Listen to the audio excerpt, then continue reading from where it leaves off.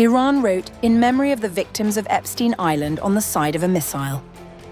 And the internet lost its mind, exactly as planned.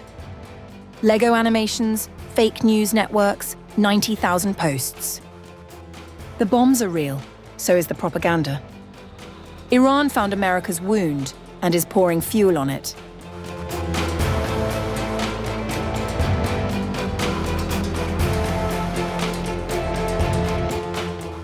A modern war is fought on many fronts.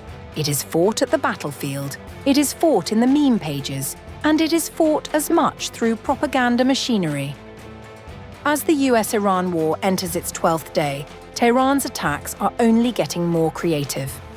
A photo that has gone viral on social media allegedly shows an Iranian missile marked, "In memory of the victims of Epstein Island." That was the image Iranian state media chose to circulate as US and Israeli strikes hit Tehran, linking the name of the late financier Jeffrey Epstein to the opening salvos of a conflict that has since spread across the Middle East. The messaging did not stop there. Iran-affiliated accounts began circulating Lego-style animated videos, one opening with Donald Trump and Benjamin Netanyahu reviewing the Epstein files before Trump, flanked by a devil figure, launches a missile strike on Iran. The clip ends with an Iranian soldier holding a schoolgirl's bag, a tribute to the at least 168 students and staff killed when strikes hit the Shajara Tayyebe Elementary School in Minab on the first day of the conflict. On X, the campaign runs deeper. Researchers at the Institute for Strategic Dialogue identified a network of at least 15 anonymous accounts pushing content aligned with Tehran's messaging. One account, named HDX News, posted a fabricated video purporting to show blindfolded girls parading past an underwear-clad Trump. It has been viewed 6.8 million times. You come for the Epstein content and you stay for the propaganda. 9 of the 15 accounts were verified on X, paying subscriptions that boost visibility. HDX News and a second account, GPX News, were suspended after the Washington Post contacted the platform. The phrase Epstein Fury, a rebrand of the US military's official name, Operation Epic Fury, appeared more than 90,000 times across some 60,000 accounts within the conflict's first 3 days. US-based right-wing commentator Candace Owens amplified several of the most popular posts, with at least one pro-Tehran account later resharing her content. Of course, I stand by my post. Israel is a filthy terrorist state that mass murders children and Christians. The White House has acknowledged Iranian attempts to shape public opinion in the US, with spokeswoman Anna Kelly warning the media against amplifying what she called propaganda from bad actors.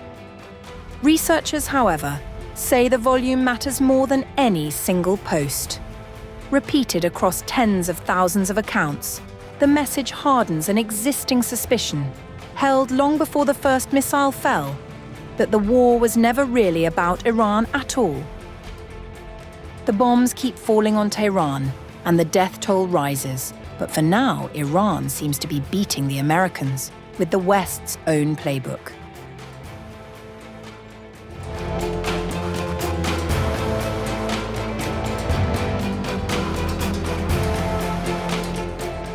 The war Israel started a week ago is now burning its own home.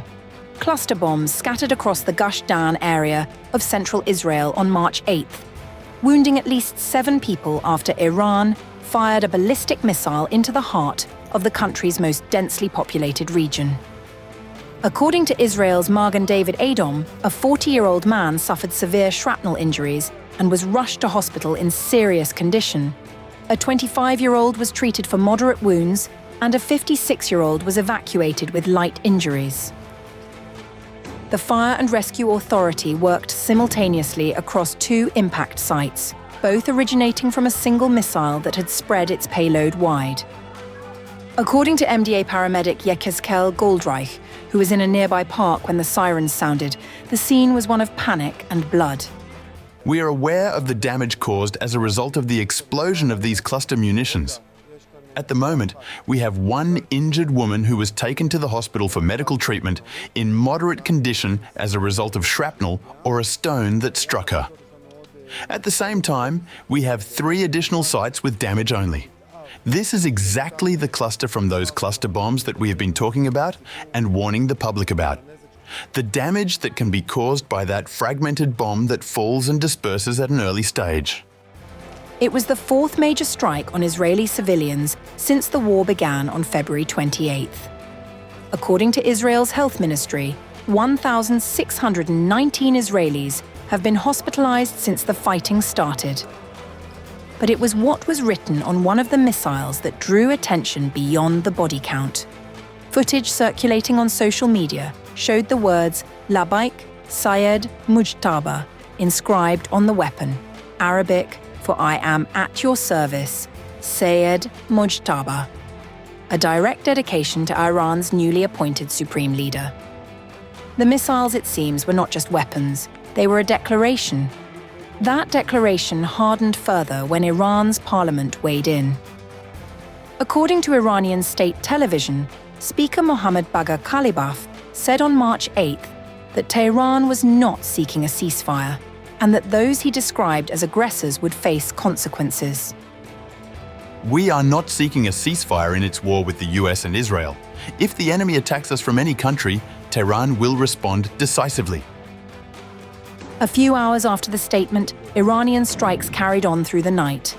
Power outages swept across Tel Aviv's suburbs, with footage showing damaged vehicles, shattered storefronts, and debris across residential streets.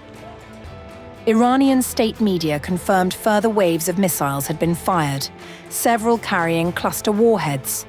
The IDF said it intercepted the majority, but fragments still reached the ground. Israel struck back hard. According to the IDF, over 400 targets were hit inside Iran in the same 24-hour period, including F-14 fighter jets at Isfahan airport and ammunition bunkers across Tehran. A senior Iranian military official, Abul Qassem Babayan, head of the Supreme Leader's military bureau, was killed in a precision strike in the capital. 10 days in, neither side is blinking. Iran is writing its new leader's name on the missiles it fires at Israeli cities. Parliament in Tehran says there will be no ceasefire, and on the ground in central Israel, people are still pulling shrapnel out of the grass.